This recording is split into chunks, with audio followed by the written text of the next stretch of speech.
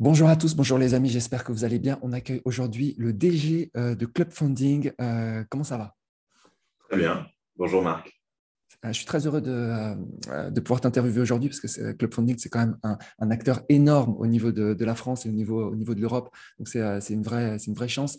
J'avais interviewé une autre boîte comme ça d'une dimension pareille, mais c'est vraiment, je peux te dire que mes abonnés, ils m'ont envoyé plein de questions et ils sont super contents de pouvoir avoir des réponses à nos questions. Club Funding, est-ce que tu peux présenter un petit peu Club Funding, nous raconter un petit peu l'histoire? Je crois que ça commence en 2015 et un peu le parcours, comment ça a débuté, où Ouais. est-ce que vous en êtes aujourd'hui? Et exactement, ça a commencé donc, il y a 7 ans. Donc l'aventure a commencé donc, il y a maintenant quelques années, au début du crowdfunding. C'est vrai qu'à cette époque-là, c'était finalement vraiment les débuts d'une nouvelle économie avec l'AMF qui avait créé cet agrément de conseiller en investissement participatif. Et l'idée principale, c'était d'apporter une solution d'investissement transparente à des investisseurs, de permettre à des investisseurs de sélectionner des projets, de placer leur épargne contre des rendements assez importants de l'ordre de 10% pour financer l'économie réelle des projets. Alors au début même de l'histoire de Club Funding, tout le monde ne le sait pas, mais on finançait tout type de projets, des PME, pas uniquement immobiliers. Et aujourd'hui, Club Funding finance uniquement des projets immobiliers, des promoteurs et des marchands de biens. Excellent. Alors, Club Funding, je suis sur le site, sur les stats, pour donner, ça donne un peu le vertige. On est à 678 millions d'euros financés. Et je dois te dire qu'il y a un chiffre comment dire, qui me, plus qui me surprend, mais que je trouve extraordinaire, c'est taux de défaut à aujourd'hui, depuis l'existence et combien de projets financés, je ne sais pas combien de centaines de projets financés, on est à un taux de défaut de 0%. Donc j'ai une question, comment est-ce qu'on fait pour avoir un taux de défaut à 0%? C'est quoi la formule magique? Exactement, on a financé plus de 600 projets. C'est vrai qu'on est leader sur notre marché maintenant depuis 3 ans avec des volumes qui sont assez importants. Rien que l'année dernière, on a financé plus de 300 millions d'euros sur 200 projets. Cette année, on envisage d'en financer 500 millions d'euros. Et le secret, c'est vrai, parce qu'on a zéro défaut, c'est de faire une sélection très importante des projets. Aujourd'hui, on sélectionne uniquement 5% des projets qu'on nous propose. C'est vrai que ça paraît assez important. On peut se demander comment Club Funding fait autant de chiffres et sélectionne autant de projets. Ben, c'est tout simplement qu'on a réussi à créer un cercle vertueux. On a une base d'investisseurs très importante. Donc, grâce à eux, on a une capacité d'investissement qui nous permet de sécuriser les projets très rapidement. Et donc, les promoteurs et les marchands de biens, c'est le premier élément qu'ils recherchent, c'est la sécurisation, c'est l'assurance d'avoir les fonds dans les temps impartis. Et donc, on a créé ce cercle vertueux d'avoir donc une base d'investisseurs importante, donc des bons projets donc beaucoup d'investisseurs, et ce qui a permis du coup d'avoir une croissance aussi importante avec un taux de défaut aussi faible. Et il y a aussi un autre élément, c'est que Club Funding, depuis sa création, a mis en place des garanties systématiquement sur tous les projets, des garanties qui sont très importantes. Donc, dans plus de 90% de nos projets, on a la caution personnelle des dirigeants, mais on met en place également des garanties réelles telles que des hypothèques sur des actifs, des hypothèques de second rang. On peut même mettre en place des fiducies sur les titres et sur les actifs. Donc, on a toujours été précurseur dans ce domaine au niveau de la mise en place des garanties. On va parler un peu des garanties. J'ai quelques questions là-dessus. Alors, en plus, au-delà des défauts, je regardais aussi les chiffres sur les retards. On a aussi très peu de retards. Bon, je pense que c'est pour les mêmes raisons, cercle vertueux, etc. Et je reprends ce que tu as dit quand vous dites que vous sélectionnez 5% des projets. Ça veut dire que quand des marchands de biens ou des promoteurs eh bien, veulent se faire financer par du crowdfunding et donc viennent sur viennent vous demander est-ce qu'on pourrait financer ces projets via Club Funding, 95% des projets sont rejetés. C'est ça que tu es en train de nous dire, hein? Exactement, il y a une grosse sélection. On reçoit beaucoup de demandes entrantes, mais l'équipe les sélectionne dès les premières étapes. Comment ça se C'est passe? c'est une équipe de combien chez Club Funding? Vous êtes Alors, combien? on est une cinquantaine de personnes. on est une cinquantaine de personnes et les équipes qui sélectionnent sont les deux. Il y a une équipe qui est originateur, donc qui va sourcer les projets. Donc là, il y a déjà une première sélection qui est faite. Donc, on trie les demandes rentrantes assez rapidement. Ensuite, on va transmettre les informations à une équipe d'analyse où il y a à peu près un peu plus de 10 personnes. Et cette équipe va faire l'éligibilité des projets. Et donc, il y a plusieurs étapes de sélection. Donc, la première, c'est l'équipe sourcing. Ensuite, l'éligibilité des analystes. Ensuite, il y a une constitution d'un dossier de crédit. Donc, on va demander plus d'éléments. On va rentrer dans les chiffres, dans les comptes. On va regarder le track record du dirigeant et on va constituer un dossier. Donc là, il y a un nouveau filtre qui est réalisé, à nouveau par l'équipe des analystes. Et ensuite, une fois que ce dossier de crédit est constitué, on va le présenter en comité. Et là, il y a des membres extérieurs, à peu près une dizaine de personnes, qui vont nous donner leur avis sur les dossiers et à nouveau filtrer les projets. Donc, il y a vraiment plusieurs étapes de sélection. Et ce process, tout ce process, il prend combien de temps pour un projet type en moyenne? Alors, on a vraiment essayé chez Club Funding d'industrialiser les choses et que les process soient bien rodés. Aujourd'hui, c'est le cas. Ça va mettre à peu près 2 semaines. À partir du moment où on reçoit le dossier, c'est très rapide parce qu'on reçoit évidemment énormément de dossiers. On a une équipe qui permet d'analyser les dossiers vraiment assez rapidement. Donc ça, c'est vraiment la force de Club Funding. Donc, on fait des retours aux entreprises. Au bout d'une semaine, ils ont déjà un premier avis. Et donc ensuite, il y a la constitution du dossier. On a évidemment des templates, ça va assez vite. Et souvent, on finance aussi beaucoup d'opérateurs qu'on a déjà financés. C'est ce qui nous permet d'avoir une connaissance de nos promoteurs et marchands de biens extrêmement affinée. Donc, on ne refait pas systématiquement tous les dossiers. C'est ce qui nous permet d'être réactifs. D'accord. Alors, Club Funding, côté investisseur, le ticket d'entrée, c'est minimum 1 000 euros.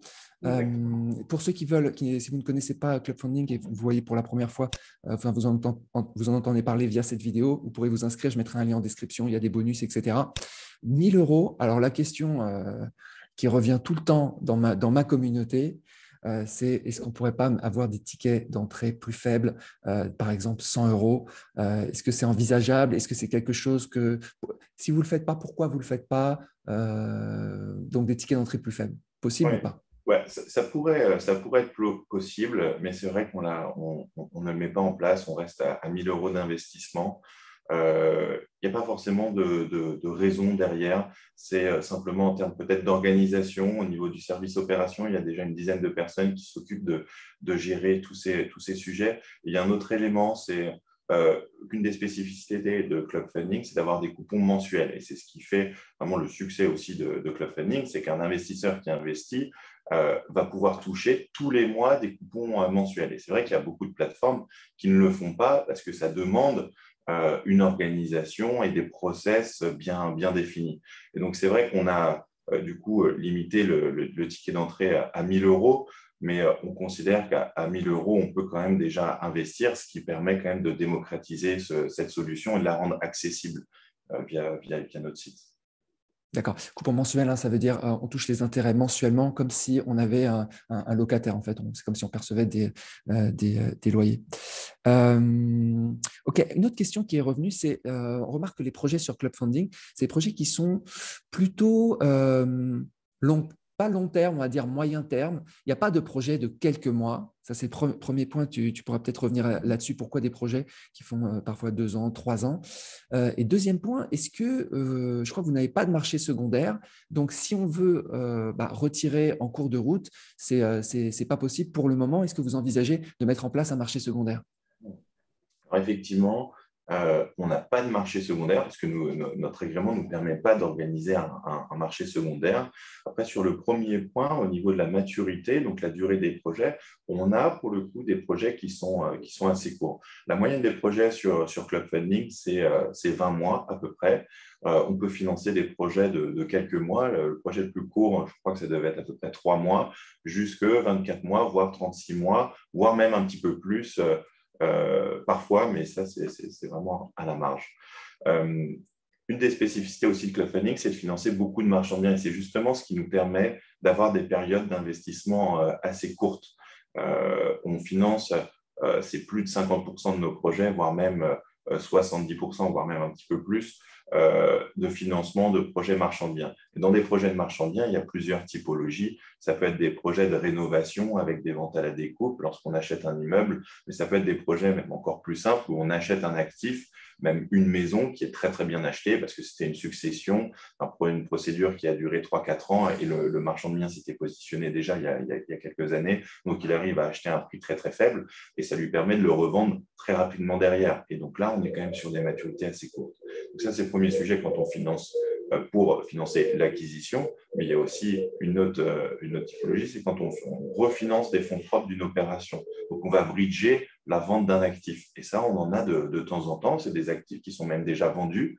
C'est simplement le délai de la promesse de vente, parce que comme tu sais, lorsque tu signes une promesse de vente, il y a le délai de préemption de la mairie et tout ça, mais souvent entre de 2 et 3 mois. Parfois, on fait donc des financements très, très courts, très sécurisés, et toujours à des taux intéressants sous forme aussi de convention. D'accord. Les taux, globalement, sur Club Funding, ça tourne toujours autour de 10%. Je vois du 9, du 10, du 11. C'est autour de ces eaux-là, hein, c'est ça? Exactement, on est en moyenne à 9,8. Donc, on est très D'accord. proche de 10%. Non, c'est exactement ce qu'on cherche. C'est quand même énorme aujourd'hui, hein, enfin, en termes, si je replace le crowdfunding immobilier dans les classes d'actifs, aujourd'hui, au moment où on fait cette vidéo, le 11 juillet 2022, on est grosse période d'inflation, les marchés actions qui s'écroulent, les marchés crypto qui s'écroulent. C'est vrai que j'ai l'impression, selon moi, que la dernière poche qui résiste un petit peu, c'est le crowdfunding immobilier. Qu'est-ce Oui, que… oui, tout à non? fait. Oui, oui, tout à Ouais. fait. C'est tout à fait ça. Et le point aussi principal, c'est que c'est du 10% qui est garanti par des garanties apportées par l'opérateur.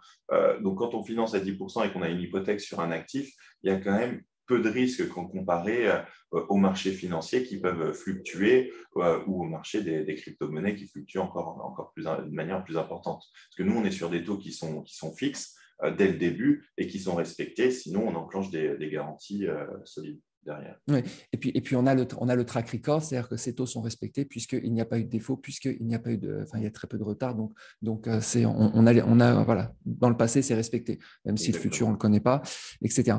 Donc ça, OK, très bien. Question maintenant sur les garanties. Alors, tu as précisé qu'il y a un certain nombre de garanties. J'ai vu suivant les projets, on peut avoir des garanties très différentes. On peut avoir des hypothèques de premier rang, deuxième rang, inscrites, non inscrites, fiducie, garantie première demande, caution personnelle, etc. J'ai vu qu'il y avait un peu de tout. Moi, en tant qu'investisseur, je suis très sensible en fait à ce type de garantie. Alors, ma première question, c'est quelles sont les garanties que vous privilégiez, vous, et qui vous semblent en fait être la meilleure qualité de garantie? Hmm. Euh, la meilleure des garanties, c'est la fiducie. C'est les garanties réelles sur les actifs. Donc, il y a la fiducie dans un premier temps parce que ça sort même de la société de l'opérateur. Donc, il y a un avocat fiduciaire qui va conserver ses actifs pendant la durée du financement et en cas de défaut, on peut immédiatement vendre les actifs sous fiducie. Donc, ça, c'est une garantie qui est extrêmement forte. Ensuite, il y a les garanties réelles sur les actifs, comme les hypothèques de premier rang évidemment. Ensuite, hypothèque non inscrite, ça reste aussi assez fort parce qu'on peut l'inscrire à tout moment, ou hypothèque également de second rang derrière la banque, c'est tout à fait possible.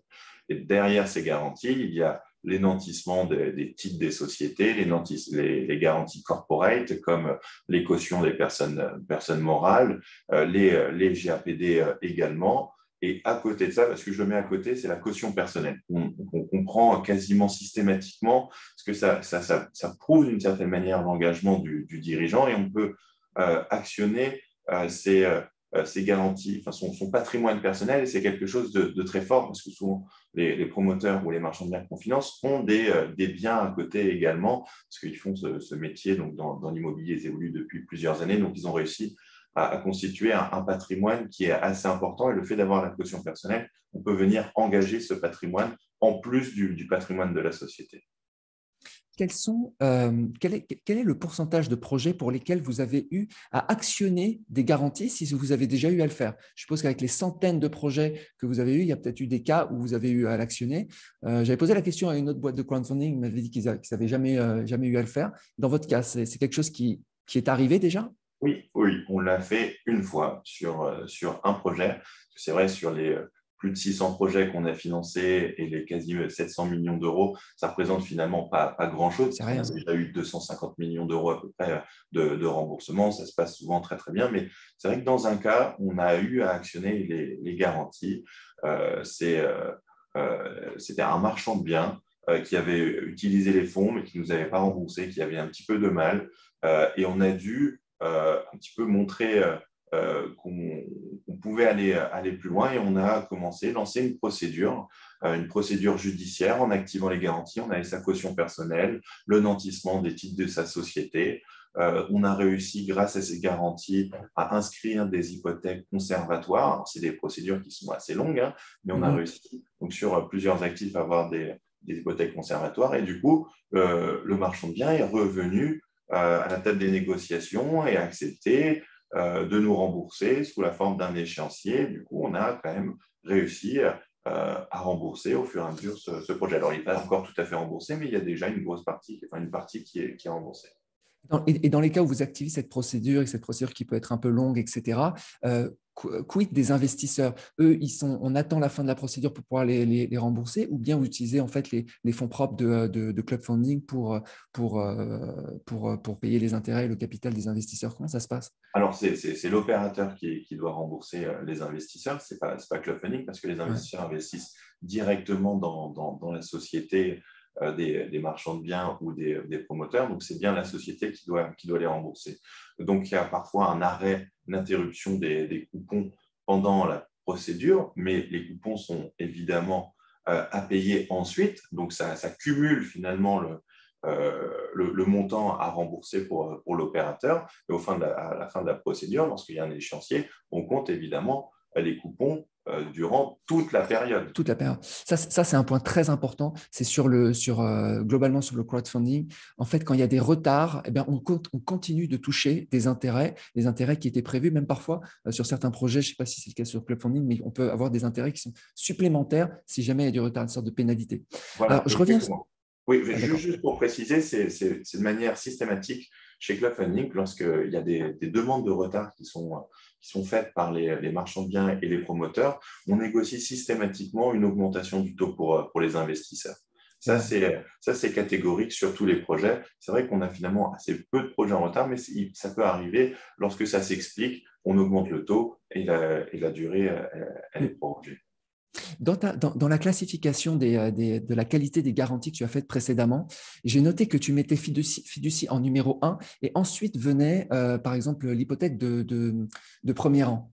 Pourquoi la fiducie est devant l'hypothèque de premier rang selon toi? Hmm. Alors, pourquoi? Parce que la fiducie, pour l'activer, on n'est pas obligé de passer devant un juge.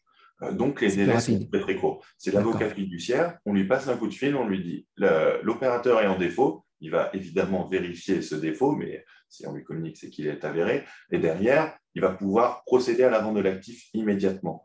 Alors que lorsqu'on a une hypothèque, il faut passer devant le juge et c'est des procédures du coup, judiciaires classiques françaises. C'est clair.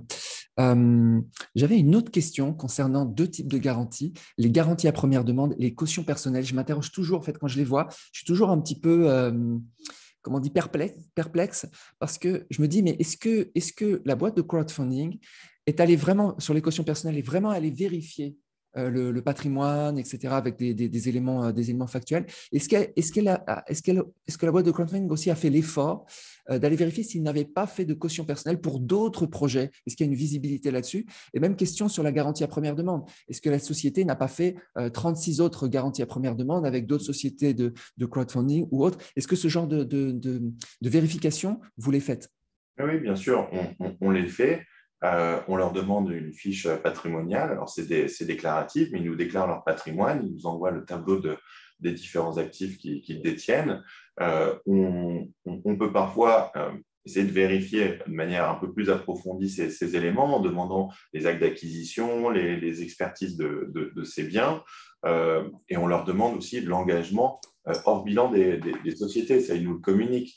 Mais bon, c'est vrai que ça reste du déclaratif, ce type d'élément. C'est pour ça que les garanties les plus fortes, ça reste fiducie et hypothèque, mais les cautions personnelles ou les GAPD sont un élément pour pouvoir avoir plus de débiteurs. Lorsqu'on finance une société, on prend la GAPD, par exemple, de la société au-dessus, ça permet d'avoir un débiteur en plus à aller chercher en cas de procédure. Et c'est la même chose pour la caution personnelle.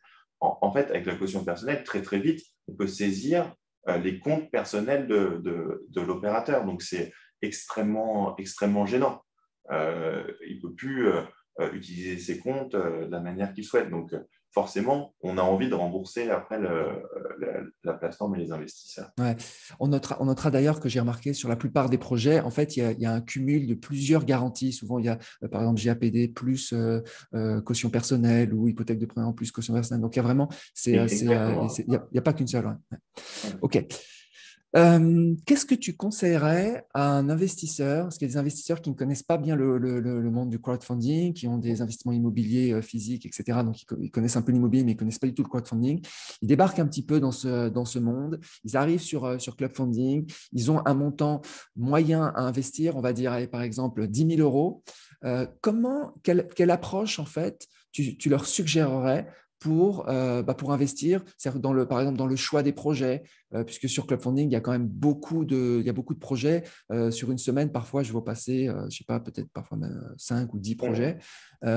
Comment, d'un point de vue investisseur, comment sélectionner, comment rentrer dans ce monde qui n'est Ouais, pas… bien sûr. Ouais, allez, ouais. Alors déjà, pour un investissement de l'ordre de 10 000 euros, je lui conseillerais d'investir dans 10 projets, autant diversifiés. Et c'est vrai que Clubfunding sélectionne des projets, mais on en propose à les investisseurs quasiment un par jour. Donc, il y a largement de la matière pour diversifier son risque. Cet investisseur pourrait commencer à financer des marchands de biens déjà financés par Clubfunding et qui ont déjà remboursé Clubfunding. Ça, c'est vrai qu'il y a quand même une classe de promoteurs et de marchands de biens chez Clubfunding qu'on connaît extrêmement bien, qu'on accompagne depuis maintenant plus de 4 ans, plus de 5 ans, qui nous sont systématiquement remboursés par anticipation, où on sent que le suivi se passe extrêmement bien. Donc, c'est bien de commencer par un opérateur comme ça, même si le taux est un peu plus faible. Parce que parfois, un investisseur, quand il commence à investir, il va vouloir aller chercher un rendement plus important, du 10,5, ou voire même du 11 ou du 10. Mais c'est vrai que sur Clubfunding, lorsque on propose des projets à 9%, c'est souvent parce que c'est des projets qui nous ont déjà remboursés, les opérateurs, on les connaît extrêmement bien. Donc, il n'y a pas de sujet. L'investisseur prend finalement assez peu de risques en finançant ce type de projet. Donc, je dirais de commencer par des projets finalement à des taux qui sont un peu plus faibles, parce que c'est évidemment les plus sécurisés. Et ensuite, une fois qu'il commence à bien apprendre les choses, en ayant lu beaucoup de dossiers d'investissement, il va pouvoir faire lui-même sa sélection et avoir plus ou moins une appétence pour une typologie d'actifs. Par exemple, il y a des projets qui fonctionnent assez bien. D'ailleurs, aujourd'hui, cet après-midi, on va en réaliser un à Angers. C'est un marchand de biens qu'on a accompagné plus d'une vingtaine de fois. Et systématiquement, il y a des remboursements par anticipation. Il connaît extrêmement bien sa zone. On a un autre opérateur qu'on finance aussi régulièrement qui achète des maisons sur une grande parcelle, qui divise la parcelle et qui va revendre à la découpe donc la maison en bloc et également plusieurs parcelles du terrain. C'est la même chose, c'est des projets qui sont extrêmement bien rodés. L'opérateur reste vraiment dans ce qu'il sait extrêmement bien faire et donc il y a une certaine liquidité de ces produits. Donc j'ai à cet investisseur de commencer par ce. OK. Je me posais une autre question sur les projets de crowdfunding concernant les projets où il y a achat, rénovation ou carrément construction, donc des projets par exemple de promotion et revente. Et je me posais la question concernant les pénuries, en fait. Et je n'ai pas vraiment les moyens d'analyser. On sait qu'il y a des pénuries, des risques de pénurie, etc., dans le contexte géopolitique actuel. Est-ce que c'est quelque chose que vous analysez de votre côté, c'est-à-dire côté crowdfunding, côté clubfunding, vous dites, OK, là, sur tel type de matériaux, tel type de choses, il peut y avoir des problèmes. Ou bien, est-ce que vous posez des questions aux marchands de biens, aux promoteurs, en lui disant, est-ce que tu as, enfin voilà, est-ce que tu peux nous apporter des garanties en termes de risque de pénurie ou c'est quelque chose qui n'est pas dans vos radars? Alors, on applique plutôt des ratios. On va demander sur les projets qu'on va sélectionner, les marchés travaux. Et dans ces marchés travaux, il y a le détail des devis des différentes entreprises. Et c'est des coûts sur lesquels les entreprises s'engagent. Donc, finalement, ça sécurise d'une certaine manière la pénurie des matières premières parce que c'est un peu reporté sur la responsabilité des entreprises qui vont réaliser les travaux. Mais effectivement, il y a toujours un risque, donc un risque de délai sur la pénurie. Donc ça, on va appliquer, c'est pareil, des différentiels en se disant, bon, bah, finalement, l'opérateur s'engage sur un délai de 18 mois, mais on va regarder si l'opération va fonctionner sur 24 mois, voire 36 mois.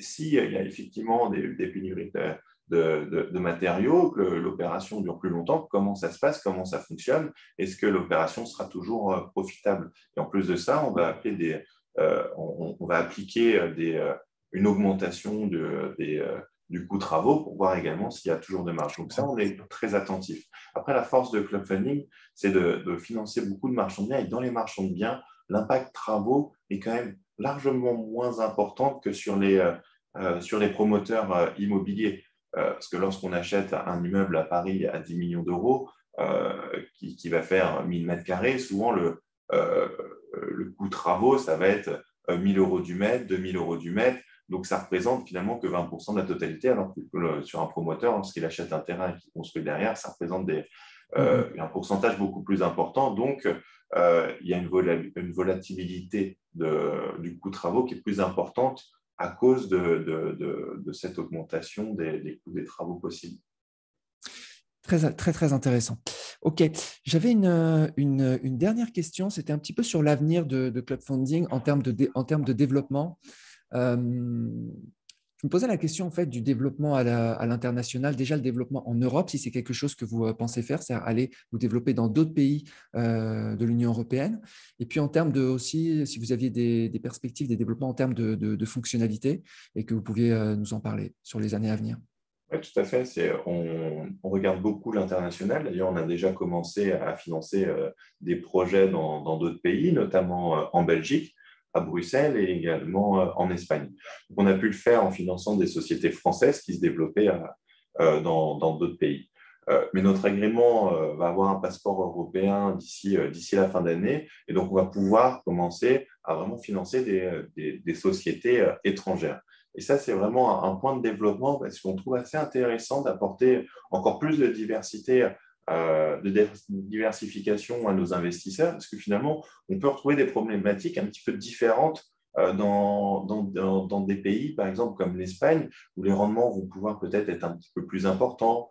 Dans des zones géographiques, par exemple, on sait que Lisbonne, ça fonctionne très très bien en immobilier, mais il y a encore le prix d'acquisition est assez intéressant avec des marges qui peuvent être plus importantes.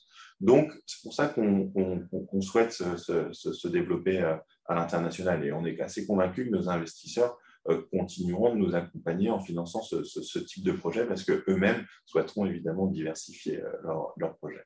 Ouais, Ouais. ouais, et puis les investisseurs, on est aussi sur d'autres plateformes qui sont déjà à l'étranger. Mais quand on voit Oui. la qualité de Club Funding, on se dit ce serait bien si eux-mêmes pouvaient le faire, sachant que vous êtes déjà sur une dimension énorme. Donc, c'est en France, donc ce serait top.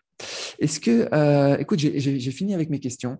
Est-ce que tu veux faire passer un message à la communauté des investisseurs, à mes abonnés? N'hésite pas, tu as le champ libre.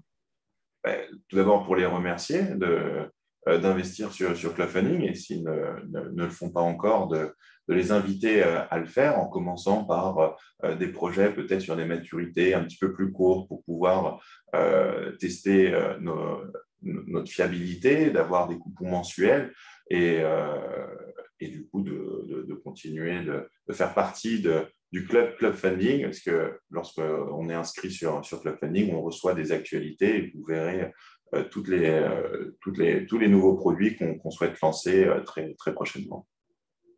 Ouais, donc ça c'est un point super important, j'en parle assez souvent, c'est le fait de dire, le fait de tester. Surtout Mmh. qu'en fait, il y a très peu de, enfin, sur ce type d'investissement, le ticket d'entrée pour pouvoir tester, pour pouvoir expérimenter, pour pouvoir comprendre, en fait, il est très faible, que ce soit 100 euros ou 1000 euros. Ça n'a rien à voir. On n'est pas en train d'acheter un appartement à 500 000 euros et de se dire si jamais on se plante, c'est fini. Là, on a un ticket d'entrée qui est très faible, qui permet d'expérimenter. Moi, c'est ce que j'ai fait au début. Au début, je mettais des petits tickets et puis je me suis fait un petit peu l'idée sur 6 mois, un an, et puis j'ai commencé vraiment à Oui. investir plus massivement dessus. Exactement, et continuer toujours de diversifier. Ça, c'est très important dans tous les produits. Il ne faut pas mettre toutes ses liquidités sur un seul projet, il vaut mieux diversifier Ouais. systématiquement. Et ce que tu as aussi rappelé, que j'en parle un peu moins souvent, c'est que en moyenne, en général, plus le taux est élevé, plus le risque est élevé. Et quand tu as précisé qu'il y a des taux qui étaient un petit peu inférieurs sur certains projets sur Club Funding, bah, ça veut aussi dire que vous les jugez moins risqués parce que c'est des opérateurs avec lesquels vous avez déjà travaillé, etc. Tout à fait. Très bien. Bah, écoute, c'était vraiment très intéressant. Ça me donnerait presque envie de refaire une interview dans quelques mois. Je te remercie beaucoup. Je pense que j'ai appris pas mal de choses et je te souhaite une très bonne journée. Merci beaucoup, Marc. À bientôt.